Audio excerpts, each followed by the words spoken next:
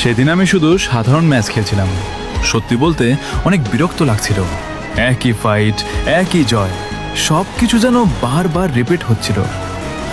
হঠাৎ খেয়াল করলাম একজন প্লেয়ার বারবার আমার ম্যাচ স্পেক্টেট করছে। ম্যাচ শেষ হওয়ার পর আমি তাকে মেসেজ দিলাম, তুমি কে, বারবার আমার গেম প্লে কেন দেখো? কিছুক্ষণ পরে রিপ্লাই এলো, ভাই আমার বয়স 10 বছর, আমি আপনার গেম প্লে খুব পছন্দ করি, তাই সব সময় দেখি, আপনার সাথে একদিন খেলতে চাই।